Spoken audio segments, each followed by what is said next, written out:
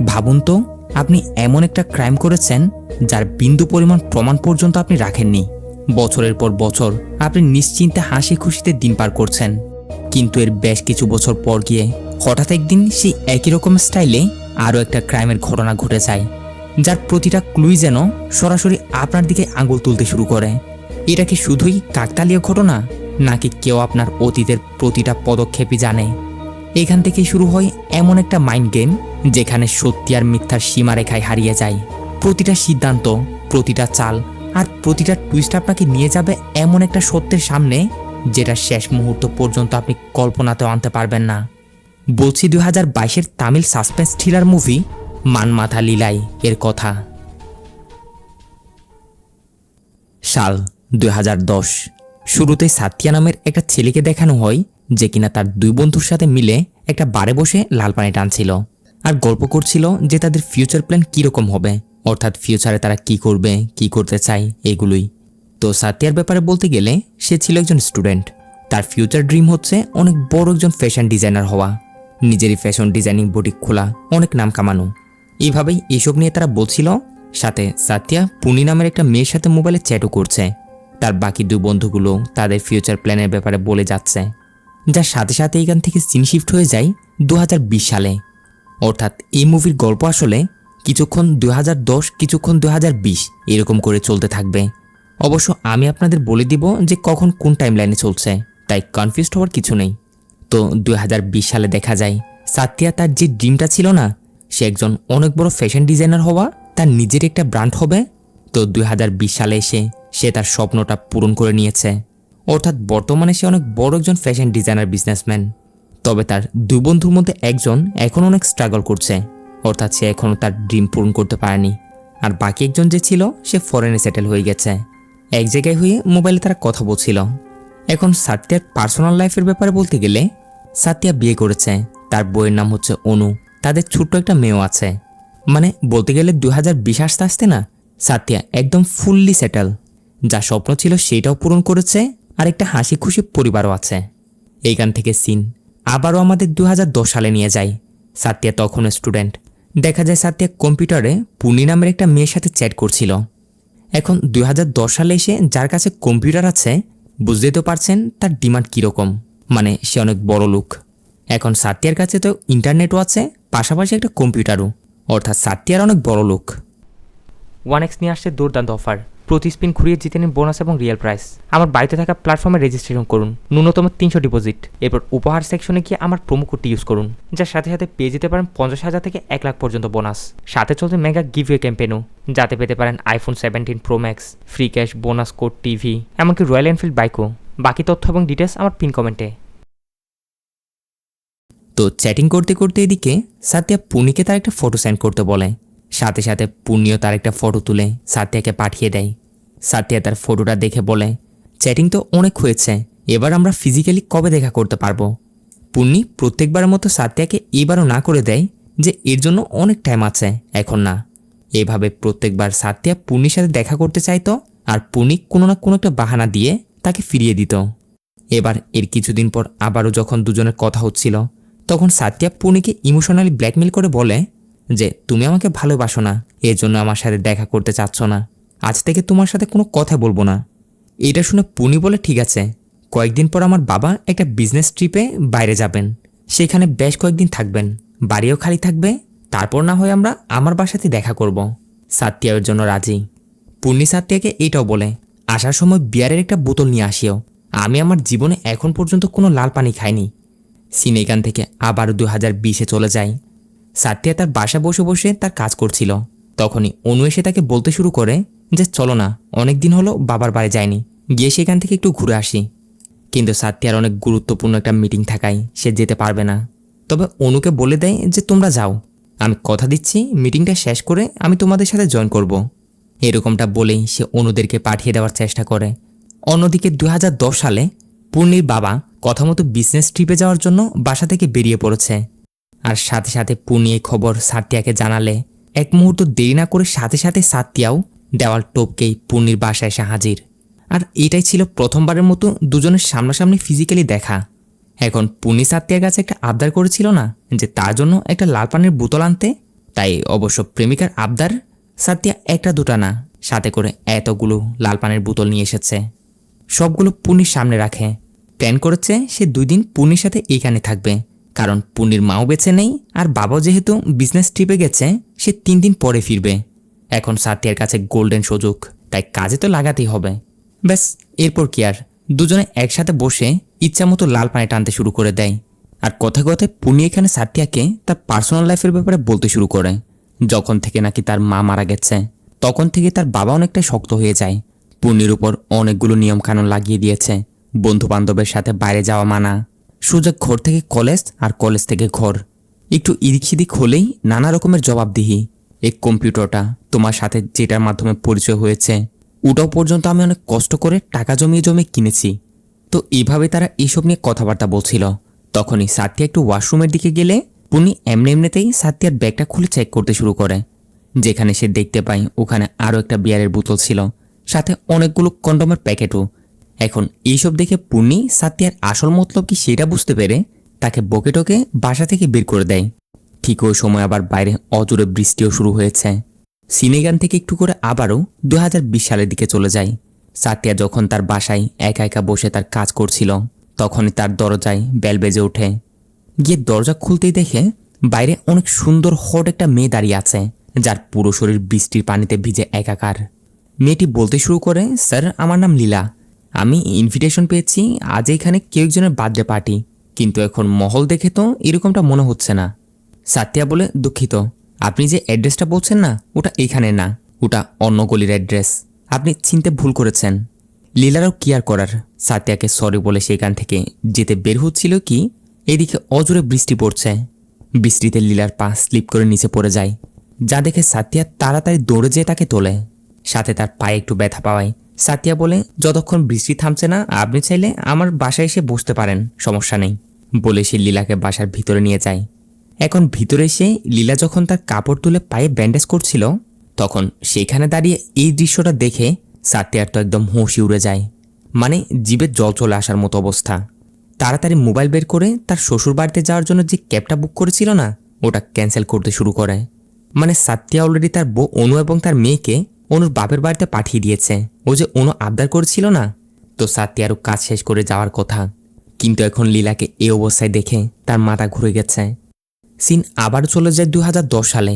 এদিকে পুনি সাতিয়ার ব্যাগের ভিতর কন্ডমের প্যাকেট দেখে তাকে বাসা থেকে বের করে দিয়েছিল না, তো সাতিয়া পুনিকে কনভিন্স করার চেষ্টা করছিল যে পুনি বিশ্বাস করো, কন্ডমের প্যাকেটটা আমার না, কেউ ভুলবশত এটা আমার ব্যাগে ঢুকিয়ে দিয়েছে, হয়তো এটা আমার ওই হারামি বন্ধুগুলোর কাজ, প্লিজ আমার কথা বিশ্বাস করো, বাইরে অনেক বৃষ্টি হচ্ছে, আমি কোথাও যেতেও পারবো না, আমাকে ভিতরে নিয়ে নাও।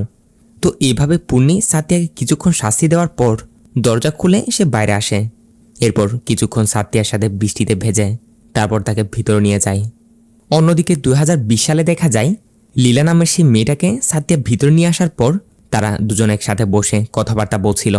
কথায় কথায় লীলা এখানে সাতিয়াকে বলে যে আমি আপনার অনেক বড় একজন ফ্যান, আপনার ফ্যাশন ডিজাইনিং, আপনার বুটিক জাস্ট অসাধারণ, অনেক দিন যাবৎ আমি আপনার ব্র্যান্ডেরই কাপড় ইউজ করি। এইটা শুনে সাতিয়া তো ইমপ্রেস। লীলাকে তার একটা পার্সোনাল রুমে নিয়ে যায়, যেখানে সবগুলো নানান ডিজাইনের কাপড় রাখা ছিল। সাতিয়া সচরাচর এই রুমে কাউকে তো আসতে দেয় না, তবে সে সেইখানে লীলাকে নিয়ে গেছে। যেহেতু বৃষ্টিতে লীলার কাপড় চোপড় সব কিছু ভিজে গেছিল, তাই সে তাকে বলে এখান থেকে তোমার যেটাই পছন্দ ওটাই নিয়ে তুমি তোমার কাপড় চেঞ্জ করে নাও। কথা মতো লীলাও সুন্দর একটা ড্রেস সিলেক্ট করে তার কাপড় চেঞ্জ করে নেয়। সিনা আবারও চলে যায় 2010।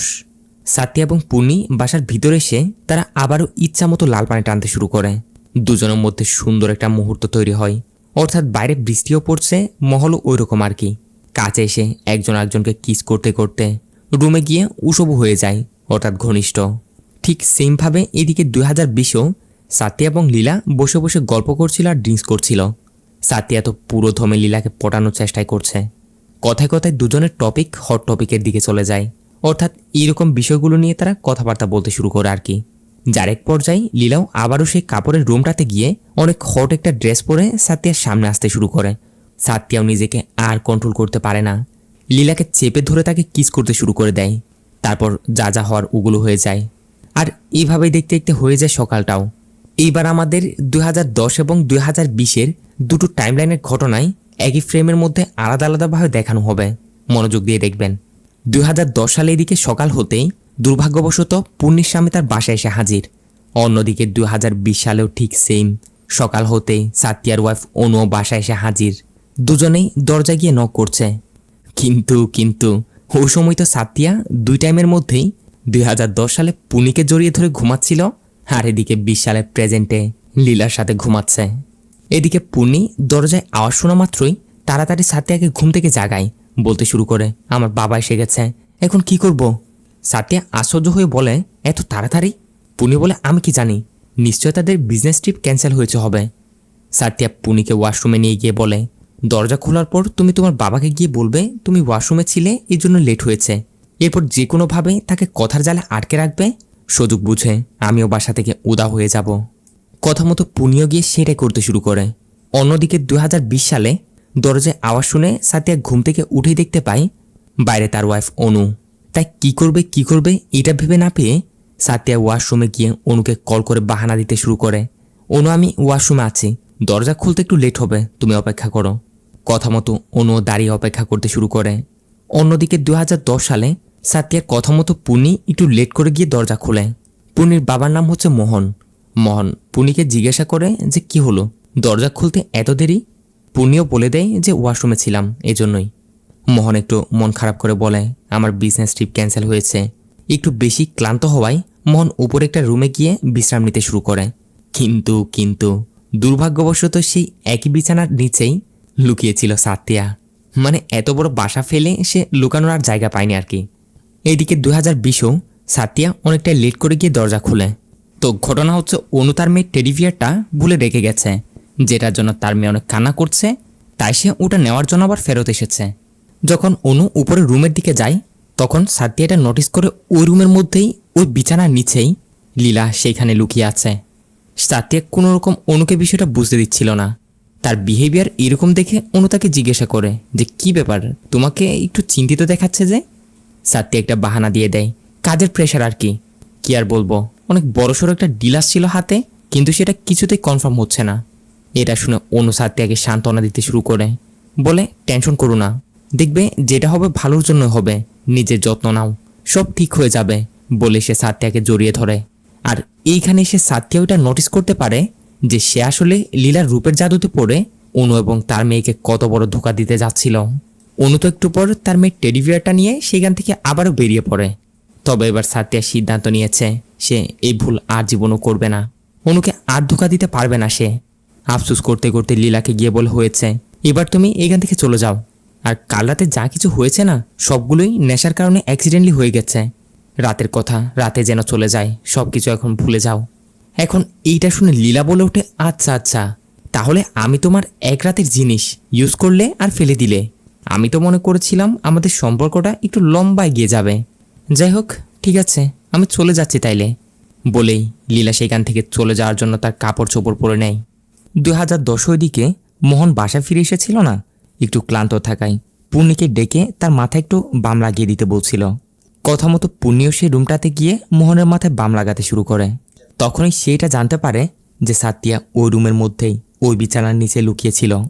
যেমন তেমন করে মোহনকে অন্যদিকে ফিরিয়ে রেখে পূর্ণি সাতিয়াকে সে রুম থেকে বের হওয়ার সুযোগ করে দেয়।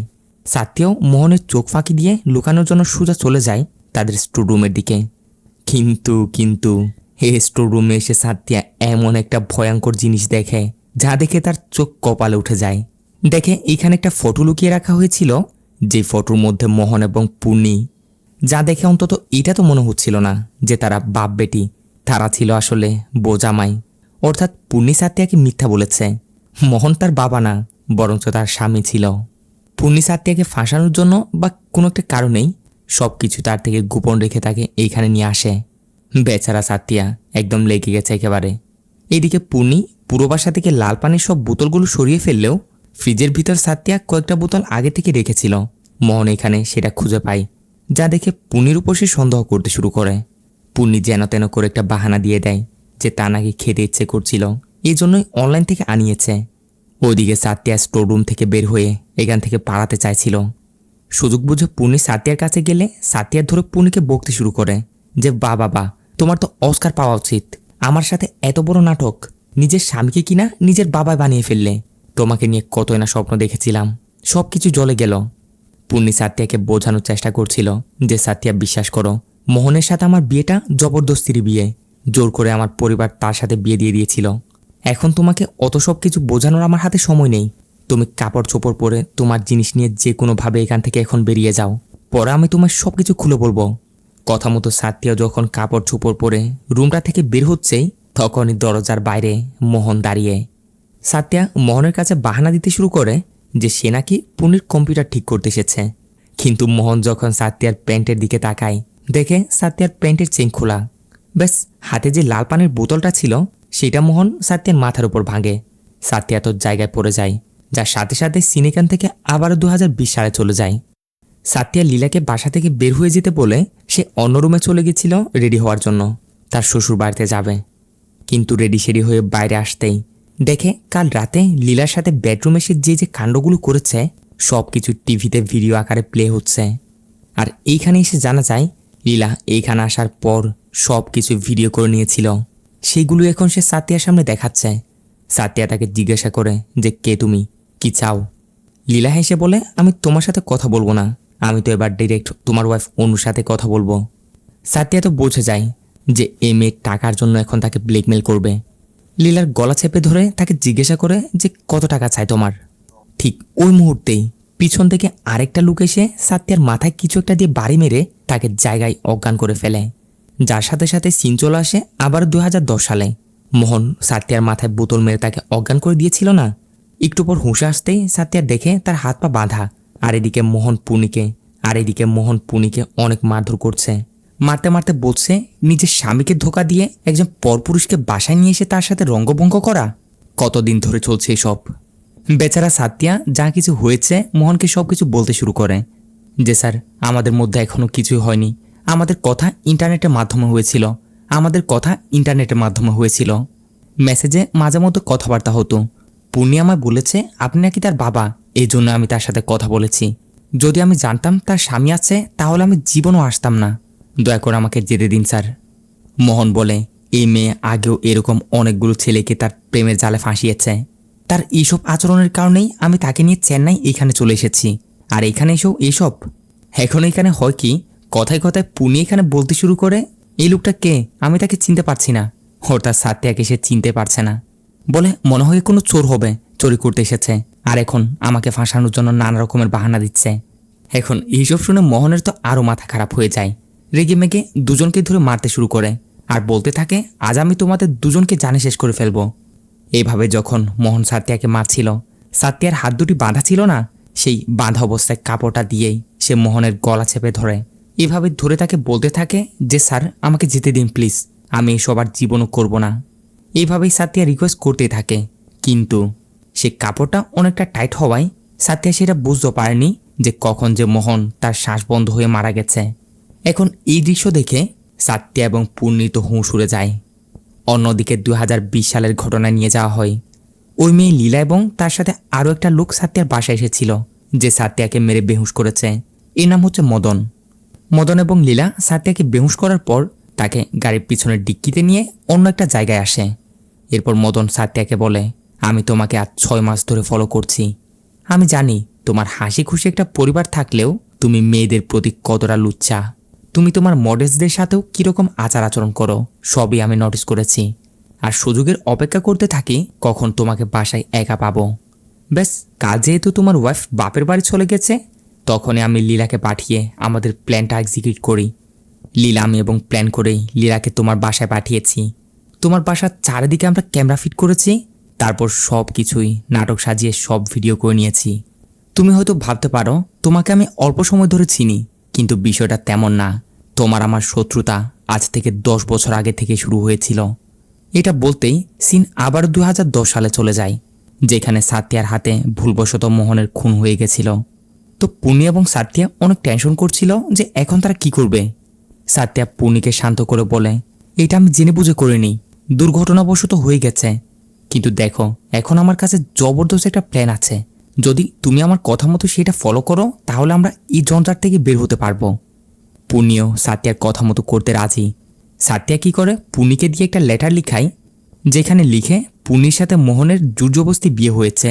সে মোহনকে ভালোবাসে না, কিন্তু মোহন তাকে অনেক ভালোবাসে। তবে পুনি মোহনের সাথে আর এই সম্পর্কটা রাখতে চাইছে না, তাই সে বাসা ছেড়ে চলে যাচ্ছে। এরকম একটা লেটার লেখার পর সাত্যা কী করে মোহনের লাশটাকে ফ্যানের সাথে লটকিয়ে সেই লেটারটা মোহনের পকেটে ঢুকিয়ে দেয়। মানে পুরো বিষয়টা সে এমন করে সাজানোর চেষ্টা করে যেন পুনি এবং মোহনের মধ্যে বয়সের অনেক তারতম্য থাকার ফলে পুনি মোহনকে ছেড়ে চলে গেছে, আর মোহন এই দুঃখ সহ্য করতে না পেরে নিজেকে শেষ করে দিয়েছে। এটা করার পর সাত্যা পুনিকে তার কাপড় চোপড় প্যাক করতে বলে। এক জায়গায় নাকি সাত্যার বন্ধুর একটা ফার্ম হাউস আছে, ওখানে সে পুনিকে সেফলি নিয়ে যাবে, ওখানে সে আরামসে থাকতে পারবে। বলে, পুনি তুমি কাপড় চোপড় প্যাক করে সামনের গেট দিয়ে বের হও, আমি পিছনের গেট দিয়ে বের হয়ে গাড়িতে করে তোমাকে নিয়ে যাব। বলে সাত্যা পুনিকে সামনের গেট দিয়ে বের করে, আর সে নিজে অন্যদিকে দেওয়াল টপকে কেউ আন্দাজও করতে পারবে না যে এরকম একটা জায়গা দিয়ে বেরিয়ে যায়। তারপর তার গাড়িতে করে পুনিকে নিয়ে সেই ফার্ম হাউসের দিকে চলে যায়। সাথে সাথে সিন আবার 2020 সাল চলে আসে। সে মদন সাত্যাকে বলছে, কি এখনো ভেবে পাচ্ছ না তো আমি কে? আরে আমি পূর্ণির বয়ফ্রেন্ড। আমি আর পূর্ণি আমরা এক কলেজে লেখাপড়া করতাম, ওখান থেকে আমাদের প্রেম ভালোবাসা। হঠাৎ একদিন আমি জানতে পারি পূর্ণিকে তার ফ্যামিলির জোরজবস্তি মোহন নামের একটা লোকের সাথে বিয়ে দিয়ে দিয়েছে, আর তারা চেন্নাই চলে গেছে। তবে আমি আমার পড়ালেখা শেষ করে তাকে খোঁজার জন্য সোজা চেন্নাই চলে আসি। চেন্নাই আসার পর যখন আমি পূর্ণিকে খুঁজছিলাম, তখন আমি তোমাকে এবং পূর্ণিকে একসাথে একই গাড়ির মধ্যে দেখতে পাই। তোমরা তাড়াহুড়ো করে কোথাও যাচ্ছিলে। এর পরের দিন কোত্থেকে হঠাৎ পুলিশ এসে মোহনের আত্মহত্যার কেসে আমাকে গ্রেপ্তার করে নিয়ে যেতে শুরু করে। 4 দিন ধরে তারা আমাকে কাস্টডিতে রাখে। নিউজ পেপার, নিউজ চ্যানেল সব জায়গাতে আমার নাম ছড়িয়ে পড়ে। আমি নাকি আমার গার্লফ্রেন্ড পূর্ণির সাথে মিলে তার স্বামীকে হত্যা করেছি। আমার জিন্দেগি তো পুরোপুরি একদম বরবাদ হয়ে যায়। কলেজ থেকে বের করে দেয়, না কোনো জব পাই, যেদিকে যাই সেদিকে লাথি খেতে হয়। আর না পেরে আমি অপরাধ জগতের সাথে জড়িয়ে পড়ি। পাউডার সাপ্লাই করতে শুরু করি, মানুষদের ব্ল্যাকমেল করে যাই, যার মূল কারণ হচ্ছে তুমি। এর বেশ কিছু বছর পর গিয়ে আমি একদিন তোমায় দেখতে পাই। দেখার সাথে সাথে তোমায় চিনতে পারি যে তুমি ওই ছেলেটাই যাকে ওই দিন পুনির সাথে আমি দেখেছি। এরপর কি আর তোমাকে ফলো করতে শুরু করি, আর জানতে পারি তোমার সাথে পুনির কোনো একটা সম্পর্ক ছিল। এবার বলো পুনি কোথায়, আর ওই দিন কী হয়েছিল? কেন পুলিশ আমায় কেন তার স্বামীর হত্যার দায় ধরে নিয়ে গেছিল? সাত্যা বলে, পুনি আমার কাছে আছে, আমার গেস্ট হাউসেই একদম সেফ আছে, চলো তোমাদের নিয়ে যাচ্ছি। বলে সাত্যা তাদের নিয়ে সেই গেস্ট হাউসের দিকে যেতে শুরু করে। এর একই সাথে আমাদের 2010 সালের সিনটাকেও পাশাপাশি দেখানো হয়। মানে ওই দিনও সেমভাবে সাত্যা পুনিকে নিয়ে এই গেস্ট হাউসে এসেছিল। যাই হোক, 2020 সালে এইখানে আসার পর সাত্যা দরজার বেল বাজাতে শুরু করে, কিন্তু ভিতর থেকে কেউ দরজা খুলছে না। সাত্যা মদনদের বলে, আমি পিছনের দরজা দিয়ে ভিতরে যাচ্ছি, তারপর মেন দরজা খুলে তোমাদেরকেও ভিতরে নিয়ে আসবো। কারণ পুনিকে অলরেডি আমি মানা করে রেখেছি কেউ এসে বেল বাজালেও যখন তখন সামনের দরজা না খুলতে। ওইদিকে ফ্ল্যাশব্যাকে 2010 সালেও সাত্যা পুনিকে নিয়ে এই গেস্ট হাউস আসার পর তাকেও একই কথাই বলেছিল যে তুমি এইখানে দাঁড়াও, আমি পিছনের দিকে গিয়ে দরজা খুলে তোমাকে ভিতরে নিয়ে আসছি। কারণ আমার বন্ধু না মাঝে মধ্যে মেন দরজাটা খুলে না। এইভাবে পাস্ট এবং প্রেজেন্টের ঘটনা একদম সেম টু সেম। দুই জায়গাতেই সাত্যা মিথ্যা একটা বলে পিছনের দরজা দিয়ে গেস্ট হাউসের ভিতরে যায়। তারপর যেটা হয়, সাত্যা 2010 সালেও আর এখন প্রেজেন্টেও তার হাতে একটা শর্টগান নিয়ে মেন দরজাটা খুলে। ওই সময় 2010 সালে সেই শর্টগানটা দিয়ে সাত্যা পুনিকে সোজা গুলি করে দিয়েছিল। আর এখন প্রেজেন্টে ঠিক ওভাবেই প্রথমে লীলাকে মারে। লীলাকে মারার পর মদনকে ভয় দেখিয়ে এক জায়গায় নিয়ে গিয়ে ওখানে একটা গর্ত করতে বলে। ভয় দেখিয়ে তাকে দিয়ে অনেক বড় একটা গর্ত খোঁড়ায়। যে গর্তটা অর্ধেক খুঁড়তেই এইখানে মদন একটা কঙ্কাল দেখতে পায়। আর জানার বাকি থাকে না এটা পূর্ণিরই কঙ্কাল। অর্থাৎ 2010 সালে সাত্যা পূর্ণিকে মেরে এইখানে দাফন করে দিয়েছিল। বিষয়টা বুঝতে পেরে মদন জিজ্ঞাসা করে, পূর্ণিকে কেন মেরেছ তুমি? সাত্যা বলে, পূর্ণিকে আমি যেমনটা ভেবেছিলাম সে মুঠো ওরকমের মেয়ে ছিল না। সে অনেকগুলো ছেলেকে ধোকা দিয়েছে, ইভেন আমাকে মিথ্যা বলে তার স্বামীকেও ধোকা দিতে যাচ্ছিল। সামনে গিয়ে আমার সাথে কোনো 2 নম্বরই করবে না, ওটার কোনো গ্যারেন্টি ছিল না। এর উপর তার স্বামী মোহনের মার্ডার কেসে পুরোপুরি আমি ফাঁসতাম। তাই প্ল্যান করে পুরো বিষয়টা এমনভাবে সাজাই যেন মোহনকে ধোকা দিয়ে পুনি তার বয়ফ্রেন্ডের সাথে পালিয়েছে, আর মোহন এই কষ্টে নিজেকে নিজে শেষ করে দিয়েছে। উপর থেকে এই কেস থেকে আমি বেঁচে গেলাম, আমার কোনো নামও নিশানা রাখলাম না। তাকে বাঁচিয়ে রাখলে পরে গিয়ে আমি ফাঁসতে পারতাম। তাই তাকে আমি ওই দিনই মেরে এই রহস্যটা এইখানে দাফন করে দিই, যেমনটা এখন তোমাদেরও করতে যাচ্ছি বলে সাতিয়া মদনকে গুলি করে ওখানে জায়গা শেষ করে দেয়। আর একই গর্তের মধ্যেই লীলা এবং মদনকে পুনির সাথে দাফন করে দেয়, সাথে তার এই কালো রহস্যটাও। এখানে আমাদের সামনে আরও একটা টুইস্ট রিভিল হয়। ওই দিন যখন 2010 সালে সাতিয়া পুনিকে নিয়ে তার কাপড় চোপড় প্যাকিং করছিল, তখন সাতিয়া তাদের আলমারির ভিতর অনেকগুলো টাকা সাথে অনেকগুলো গহনা ঘাঁটি দেখেছিল। একসাথে এতগুলো স্বর্ণ অলংকার এবং টাকা পয়সা দেখে তার মনে একটা লোভ ঢুকে যায়। পুনিকে বলে, তুমি সামনের গেট দিয়ে বাইরে যাও, আমি সব প্রমাণগুলো মিটিয়ে পিছনের গেট দিয়ে আসছি। এমনটা বলে সে তাকে সামনের দিক দিয়ে পাঠায়। এরপর নিজে সব টাকা পয়সার সব কিছু তার ব্যাগে নিয়ে পিছনের দিক দিয়ে বেরিয়ে পুনিকে নিয়ে সেই গেস্ট হাউসের দিকে চলে যায় আর কি। এরপর কি হয়েছে না হয়েছে ওগুলো তো আমরা জেনে গেছি অলরেডি। এরপর সাতিয়া সে টাকা এবং গহনাগুলো দিয়ে মূলত তার স্বপ্নটা পূরণ করে, অর্থাৎ তার ফ্যাশন ডিজাইনিংয়ের কাজটা। অনেক বড় একটা ডিজাইনার বুটিক দেয় সে। তারপর কিছু বছরের মধ্যে সে হয়ে যায় সফল একজন বিজনেসম্যান। তখন সাতিয়া একটু আধটু মদনের ব্যাপারে জানতে পেরেছিল। কয়েকবার মদন এবং পুনির চ্যাটিং হয়েছিল ওই চ্যাটিং থেকেই। তাই সে এসবের মধ্যে তখন মদনকে ফাঁসিয়ে দেয়। এইভাবেই ঠান্ডা মাথায় এমন একটা মাস্টার প্ল্যান সাজিয়ে সাতিয়া সব কিছু করে যা কেউ আন্দাজও করতে পারবে না। এভাবেই এইখানে শেষ হয় আজকের এই মুভিটা। মুভিতে কে হিরো কে ভিলেন ওটা অবশ্য একটা ভাবার বিষয়, আমাদের পরিষ্কার সেটা বোঝানো হয়নি। তবে এতটুকু ধারণা দেওয়া হয়েছে সিচুয়েশনগত কারণে মানুষ কিভাবে তার রূপ বদলাতে পারে আর কি কি করতে পারে। যাই হোক, কেমন লেগেছে আপনাদের আজকের সাতিয়ার এই মাস্টার প্ল্যান কমেন্টে অবশ্যই জানাবেন। সাথে যেতে যেতে চ্যানেলটা সাবস্ক্রাইব করে বেল আইকনটা অন করে দিতে ভুলবেন না যেন। দেখা হবে পরবর্তী ভিডিওতে। ততক্ষণে সব ভালো থাকবেন, সুস্থ থাকবেন। Tata, bye bye.